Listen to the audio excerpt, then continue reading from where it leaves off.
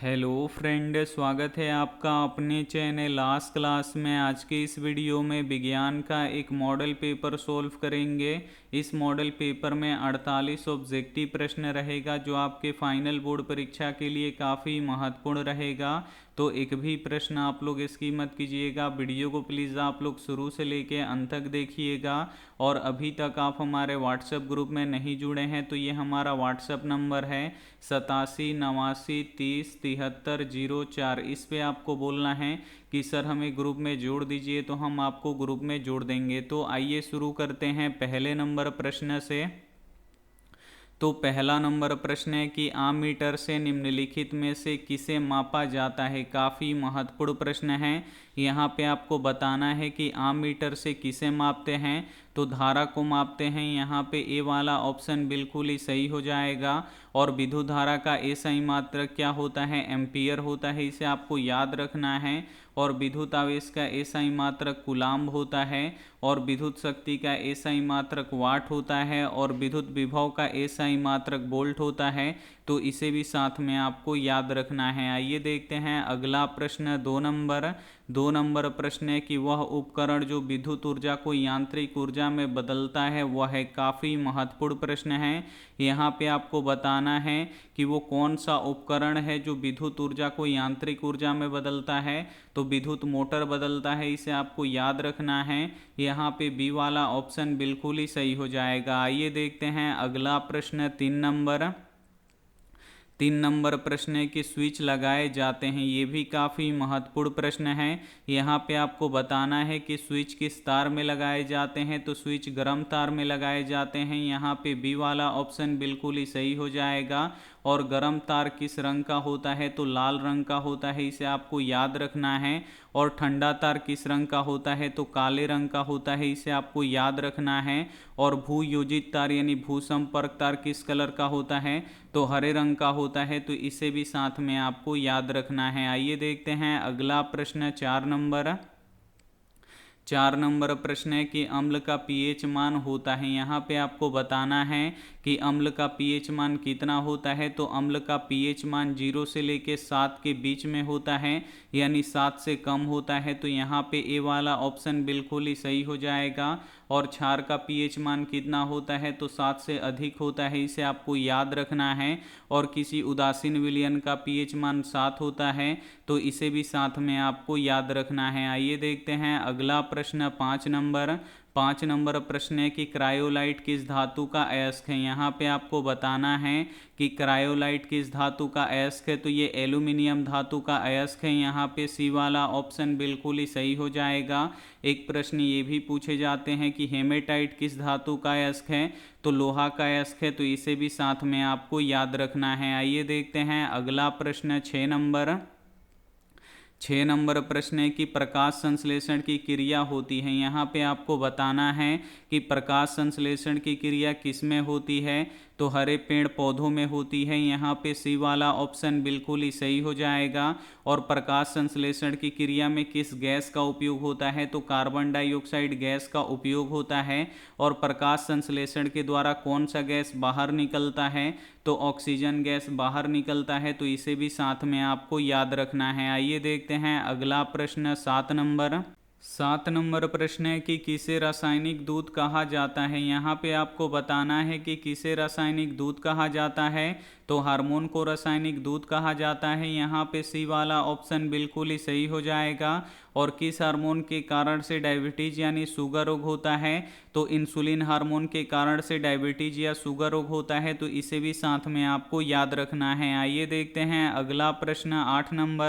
8 number प्रश्न है कि चिपको आंदोलन किससे संबंधित है। यहाँ पे आपको बताना है कि चिपको आंदोलन किससे संबंधित है। तो वन संरक्षण से संबंधित है। यहाँ पे ए वाला ऑप्शन बिल्कुल ही सही हो जाएगा। और चिपको आंदोलन के अग्रणी नेता कौन थे? तो सुंदरलाल बहुगुणा थे। तो इसे भी साथ में आपको याद रखना है। आइए देखते हैं अगला प्रश्न। 9 नंबर प्रश्न है कि श्वेत प्रकाश का कौन सा रंग किसी प्रिज्म से गुजरने के पश्चात सबसे कम झुकता है। यहाँ पे आपको बताना है कि श्वेत प्रकाश का कौन सा रंग किसी प्रिज्म से गुजरने के पश्चात सबसे कम झुकता है, तो लाल रंग सबसे कम झुकता है। यहाँ पे सी वाला ऑप्शन बिल्कुल ही सही हो जाएगा।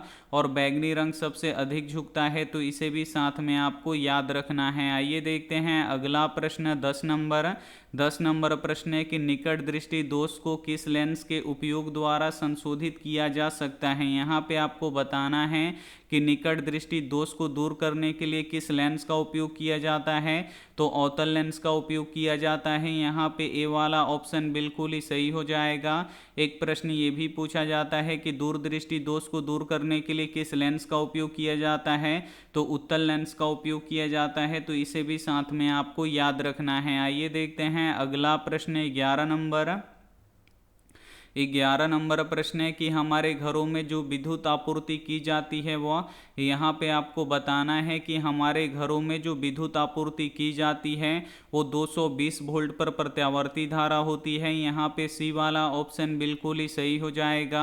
और प्रत्यावर्ती धारा का मान बदलते रहता है और दिष्ट धारा का मान नहीं बदलता है, तो इसे भी साथ में आपको याद रखना है। आइए देखते हैं अगला प्रश्न 12 नंबर प्रश्न है कि अवतल दर्पण की फोकस दूरी उसकी वक्रता त्रिज्या की होती है। यहाँ पे आपको बताना है कि अवतल दर्पण की फोकस दूरी उसकी वक्रता त्रिज्या की क्या होती है, तो आधी होती है। यहाँ पे बी वाला ऑप्शन बिल्कुल ही सही हो जाएगा। और अवतल दर्पण की फोकस दूरी कैसी होती है, तो ऋणात्मक होती है। और उत्तल दर्पण की फोकस दूरी कैसी होती है, तो धनात्मक होती है, तो इसे भी साथ में आपको याद रखना है। आइए देखते हैं अगला प्रश्न 13 नंबर प्रश्न है कि स्पेक्ट्रम में किस रंग की किरण का झुकाव अधिक होता है। यहाँ पे आपको बताना है कि स्पेक्ट्रम में किस रंग की किरण का झुकाव अधिक होता है, तो बैगनी रंग की किरण का झुकाव अधिक होता है। यहाँ पे डी वाला ऑप्शन बिल्कुल ही सही हो जाएगा। और बैगनी रंग का तरंग दैर्ध्य कम होता है, इसे आपको याद रखना है। और लाल रंग का तरंग दैर्ध्य अधिक होता है, तो इसे भी साथ में आपको याद रखना है। आइए देखते हैं अगला प्रश्न 14 नंबर प्रश्न है कि स्पेक्ट्रम प्राप्त करने के लिए किसका उपयोग होता है। यहाँ पे आपको बताना है कि स्पेक्ट्रम प्राप्त करने के लिए किसका उपयोग होता है, तो प्रिज्म का उपयोग होता है। यहाँ पे डी वाला ऑप्शन बिल्कुल ही सही हो जाएगा। और जो प्रिज्म होता है ये 5 सतहों से घिरा होता है, इसे आपको याद रखना है। और प्रिज्म का अपवर्तन कोण 60 डिग्री का होता है, तो इसे भी साथ में आपको याद रखना है। आइए देखते हैं अगला प्रश्न 15 नंबर प्रश्न है कि 1 वोल्ट कहलाता है। यहाँ पे आपको बताना है कि 1 वोल्ट कहलाता है, तो 1 जूल प्रति कूलम को 1 वोल्ट कहते हैं, तो यहाँ पे बी वाला ऑप्शन बिल्कुल ही सही हो जाएगा। आइए देखते हैं अगला प्रश्न 16 नंबर प्रश्न है कि आमीटर को विद्युत परिपथ में कैसे जोड़ा जाता है। यहाँ पे आपको बताना है कि आमीटर को विद्युत परिपथ में कैसे जोड़ा जाता है, तो श्रेणी क्रम में जोड़ा जाता है। यहाँ पे ए वाला ऑप्शन बिल्कुल ही सही हो जाएगा। एक प्रश्न ये भी पूछा जाता है कि वोल्ट मीटर को कैसे जोड़ते हैं, तो वोल्ट मीटर को समानांतर क्रम या पार्श्वबद्ध क्रम में जोड़ते हैं, तो इसे भी साथ में आपको याद रखना है। आइए देखते हैं अगला प्रश्न 17 नंबर प्रश्न है कि नाभिकीय ऊर्जा का स्रोत निम्न में से कौन सा है। यहाँ पे आपको बताना है कि नाभिकीय ऊर्जा का स्रोत निम्न में से कौन सा है, तो यूरेनियम है। यहाँ पे ए वाला ऑप्शन बिल्कुल ही सही हो जाएगा। और जो यूरेनियम होता है ये दुनिया का सबसे महंगा पदार्थ होता है, इसे आपको याद रखना है। और यूरेनियम भारत में कहाँ पाया जाता है, तो जादूगोड़ा में पाया जाता है, तो इसे भी साथ में आपको याद रखना है। आइए देखते हैं अगला प्रश्न 18 नंबर प्रश्न है कि जिप्सम का रासायनिक सूत्र है। यहाँ पे आपको बताना है कि जिप्सम का रासायनिक सूत्र क्या होता है, तो CaSO4 × 2H2O होता है, इसे आपको याद रखना है। यहाँ पे बी वाला ऑप्शन बिल्कुल ही सही हो जाएगा। आइए देखते हैं अगला प्रश्न 19 नंबर प्रश्न है कि क्लोरीन की परमाणु संख्या है। यहाँ पे आपको बताना है कि क्लोरीन की परमाणु संख्या कितनी होती है, तो क्लोरीन की परमाणु संख्या 17 होती है। यहाँ पे डी वाला ऑप्शन बिल्कुल ही सही हो जाएगा। और क्लोरीन क्या है, तो ये गैस है, तो इसे भी साथ में आपको याद रखना है। आइए देखते हैं अगला प्रश्न 20 20 नंबर प्रश्न है कि विद्युत जनित्र का सिद्धांत आधारित है। यहाँ पे आपको बताना है कि विद्युत जनित्र किस सिद्धांत पे आधारित है, तो विद्युत चुंबकीय प्रेरण के सिद्धांत पे आधारित है। यहाँ पे सी वाला ऑप्शन बिल्कुल ही सही हो जाएगा। और विद्युत चुंबकीय प्रेरण का खोज किसने किया था, तो माइकल फैराडे ने किया था, तो इसे भी साथ में आपको याद रखना है। आइए देखते हैं अगला प्रश्न 21 नंबर। 21 नंबर प्रश्न है कि नवीकरणीय ऊर्जा का स्रोत है। इसमें से आपको बताना है कि कौन नवीकरणीय ऊर्जा का स्रोत है। तो जो सौर ऊर्जा है ये कभी खत्म होने वाला नहीं है, तो ये नवीकरणीय ऊर्जा का स्रोत होगा। तो यहाँ पे बी वाला ऑप्शन बिल्कुल ही सही हो जाएगा। आइए देखते हैं अगला प्रश्न 22 नंबर। 22 नंबर प्रश्न है कि जल के वैद्युत अपघटन में कैथोड पर कौन सा गैस मुक्त होता है। काफ़ी महत्वपूर्ण प्रश्न है ये आपके बोर्ड परीक्षा के लिए। यहाँ पे आपको बताना है कि जल के वैद्युत अपघटन में कैथोड पर कौन सा गैस मुक्त होता है, तो हाइड्रोजन गैस मुक्त होता है। यहाँ पे बी वाला ऑप्शन बिल्कुल ही सही हो जाएगा।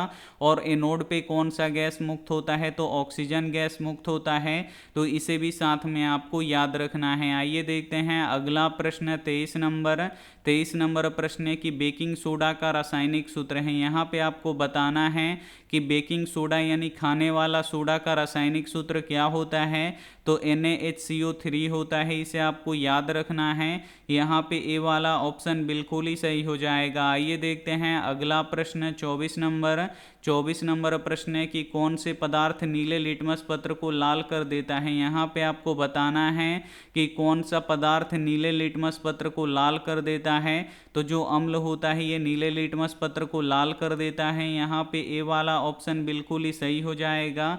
और जो क्षार होता है ये लाल लिटमस पत्र को नीला कर देता है। तो इसे भी साथ में आपको याद रखना है। आइए देखते हैं अगला प्रश्न 25 नंबर। 25 नंबर प्रश्न है कि मिल्क ऑफ मैग्नीशिया का पीएच मान है। यहाँ पे आपको बताना है कि मिल्क ऑफ मैग्नीशिया का पीएच मान कितना होता है, तो 10.5 होता है। तो यहाँ पे डी वाला ऑप्शन बिल्कुल ही सही हो जाएगा। एक प्रश्न ये भी पूछा जाता है कि जल का पीएच मान कितना होता है, तो जल का पीएच मान 7 होता है। इसे आपको याद रखना है। रक्त यानी खून का पीएच मान कितना होता है, तो 7.4 होता है। तो इसे भी साथ में आपको याद रखना है। आइए देखते हैं अगला प्रश्न 26 नंबर। 26 नंबर प्रश्न है कि निम्न में से कौन सा अधातु चमकीला है। यहाँ पे आपको बताना है कि कौन सा अधातु चमकीला है। तो जो अधातु होते हैं ये चमकीले नहीं होते हैं, लेकिन जो आयोडीन और हीरा दो ऐसे अधातु हैं जो चमकीले होते हैं। तो इसे भी साथ में आपको याद रखना है। तो यहाँ पे ए वाला ऑप्शन बिल्कुल ही सही हो जाएगा। आइए देखते हैं अगला प्रश्न 27 नंबर। 27 नंबर प्रश्न है कि निम्न में से कौन सा धातु अत्यधिक अभिक्रियाशील है। इसमें से आपको बताना है कि निम्न में से कौन सा धातु अत्यधिक अभिक्रियाशील है। तो जो सोडियम होता है ये अत्यधिक अभिक्रियाशील होता है। यहाँ पे बी वाला ऑप्शन बिल्कुल ही सही हो जाएगा। और जो सोडियम होता है इसे हम किरोसिन तेल में डुबा के रखते हैं, इसे आपको याद रखना है। और सोडियम की परमाणु संख्या 11 होती है, तो इसे भी साथ में आपको याद रखना है। आइए देखते हैं अगला प्रश्न 28 नंबर। 28 नंबर प्रश्न है कि ऑक्सीजन परमाणु के बाह्यतम कक्षा में इलेक्ट्रॉनों की संख्या कितनी होती है। यहाँ पे आपको बताना है कि ऑक्सीजन परमाणु के बाह्यतम कक्षा में इलेक्ट्रॉनों की संख्या कितनी होती है। तो ऑक्सीजन का यहाँ पे परमाणु संख्या 8 होता है। तो पहली कक्षा में 2 इलेक्ट्रॉन और दूसरी और अंतिमवी कक्षा में कितना इलेक्ट्रॉन होगा, 6 इलेक्ट्रॉन होगा। तो यहाँ पे बी वाला ऑप्शन बिल्कुल ही सही हो जाएगा। आइए देखते हैं अगला प्रश्न 29 नंबर। 29 नंबर प्रश्न है कि ब्यूटेनॉन एक कार्बनिक यौगिक है जिसका प्रक्रियात्मक समूह है। तो ब्यूटेनॉन का प्रक्रियात्मक समूह क्या है, तो कीटोन है। इसे आपको याद रखना है। यहाँ पे सी वाला ऑप्शन बिल्कुल ही सही हो जाएगा। आइए देखते हैं अगला प्रश्न 30 नंबर।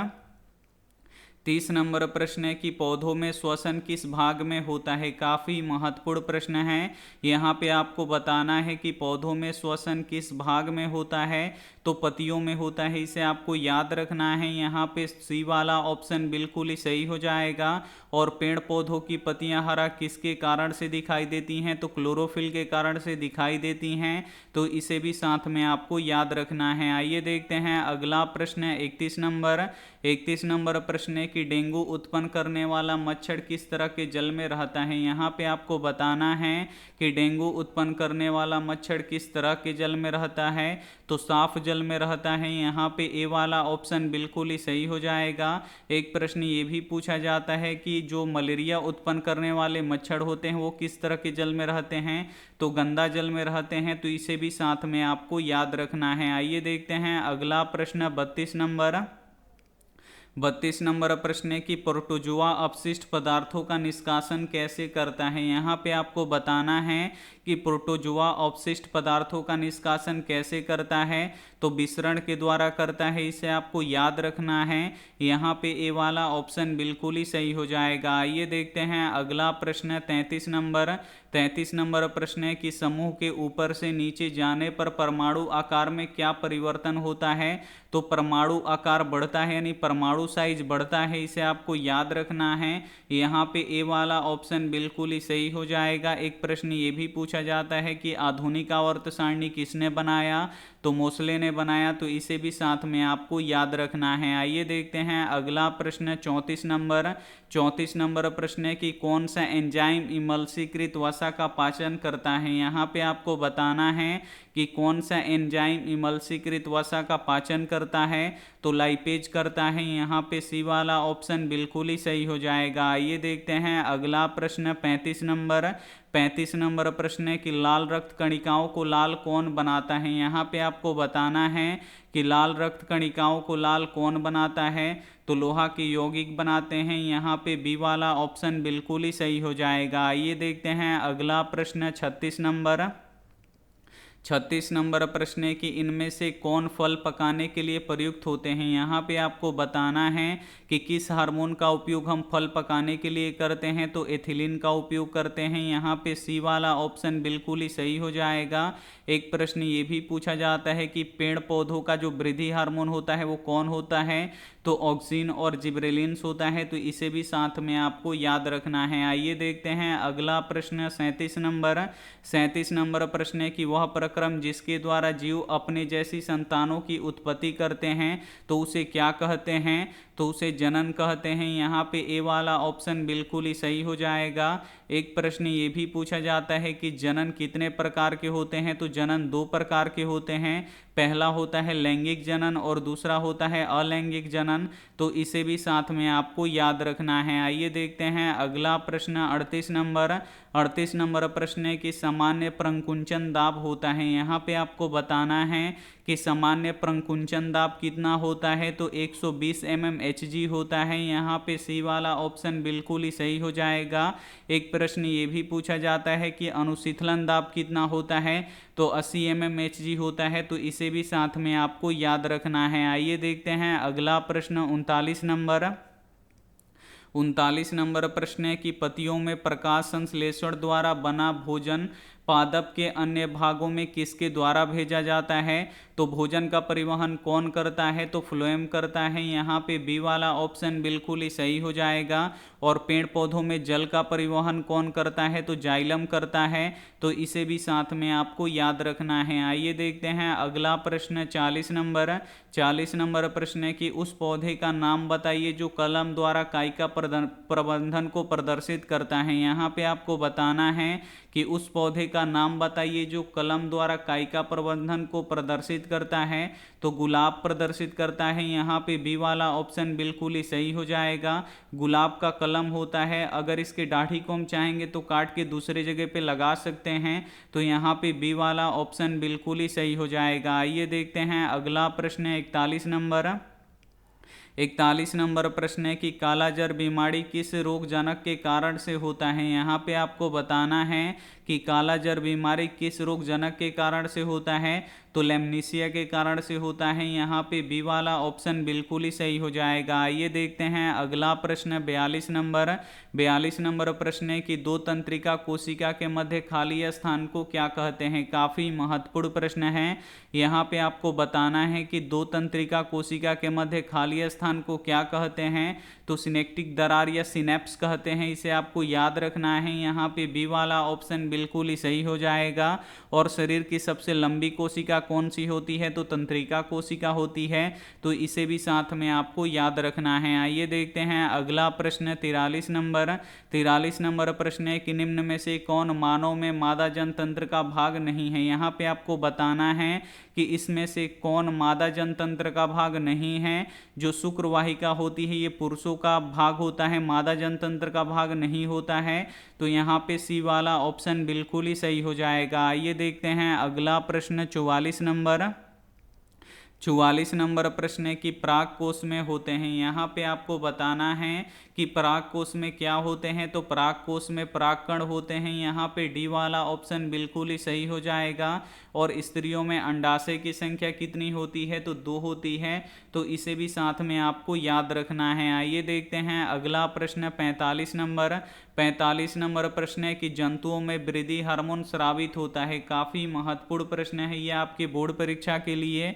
यहाँ पे आपको बताना है कि जंतुओं में वृद्धि हार्मोन स्रावित होता है, तो पीयूष ग्रंथि से स्रावित होता है। यहाँ पे ए वाला ऑप्शन बिल्कुल ही सही हो जाएगा। और पीयूष ग्रंथि को मास्टर ग्रंथि भी कहते हैं, तो इसे भी साथ में आपको याद रखना है। आइए देखते हैं अगला प्रश्न 46 नंबर। 46 नंबर प्रश्न है कि आनुवंशिकता का सिद्धांत किसने प्रतिपादन किया। यहाँ पे आपको बताना है कि आनुवंशिकता का सिद्धांत किसने प्रतिपादन किया, तो मेंडल ने किया, इसे आपको याद रखना है। यहाँ पे ए वाला ऑप्शन बिल्कुल ही सही हो जाएगा। आइए देखते हैं अगला प्रश्न 47 नंबर। 47 नंबर प्रश्न है कि स्त्रियों में लिंग गुणसूत्र होता है। तो स्त्रियों में जो लिंग गुणसूत्र होता है ये XX होता है। यहाँ पे बी वाला ऑप्शन बिल्कुल ही सही हो जाएगा। और पुरुषों में XY होता है, तो इसे भी साथ में आपको याद रखना है। आइए देखते हैं अगला प्रश्न 48 नंबर। 48 नंबर प्रश्न है कि निम्न में से कौन जैविक जैव अनिम्नकरणीय कचरा है। यहाँ पे आपको बताना है कि निम्न में से कौन जैव निम्नकरणीय कचरा है। तो जैव निम्नकरणीय किसे कहते हैं, तो वैसा कचरा जो सड़ गल जाता है उसे जैव निम्नकरणीय कहते हैं। तो प्लास्टिक कभी भी नहीं गलता, थर्मोकोल कभी भी सड़ता गलता नहीं है, पॉलीथीन भी कभी भी सड़ता गलता नहीं है, लेकिन जो टिश्यू पेपर होता है ये सड़ गल जाता है। तो यहाँ पे टिश्यू पेपर जैव निम्नकरणीय कचरा होगा। यहाँ पे डी वाला ऑप्शन बिल्कुल ही सही हो जाएगा। और इस बार बिल्कुल इसी प्रकार के मॉडल पेपर पूछे जाएंगे। आपका जो यहाँ पे इस प्रकार जो परीक्षा होगा, इस परीक्षा का जो पेपर होगा बिल्कुल ऐसा ही होगा। पेपर में यहाँ पे देखिए 48 ऑब्जेक्टिव प्रश्न रहेगा, जिसमें से आपको 40 बनाना रहेगा। बिल्कुल ऐसे ही मॉडल पेपर रहेगा, मॉडल पेपर जैसे हम पढ़ाए हैं बिल्कुल ऐसा ही रहेगा। 48 प्रश्न पूछेगा जिसमें से आपको 40 बनाना है। तो यहाँ पे एक बार हमें कमेंट करके बताइए कि आप लोग 48 प्रश्नों में से कितना सही जवाब दिए हैं। अगर वीडियो अच्छा लगा है तो वीडियो को आप लोग ज़रूर लाइक कीजिए, अपने दोस्तों के पास इस वीडियो को ज़रूर शेयर कीजिए। और चैनल को अभी तक आप सब्सक्राइब नहीं किए हैं तो चैनल को सब्सक्राइब करके साथ में बेल आइकन को ऑल पे दबा लीजिएगा, ताकि जब भी लाइव क्लास हो तो आपके पास नोटिफिकेशन पहुँचता रहे। Thank you for watching. मिलते हैं अगली वीडियो में, तब तक अपना ध्यान रखिए, मन लगा के पढ़ाई कीजिए। Take care and bye.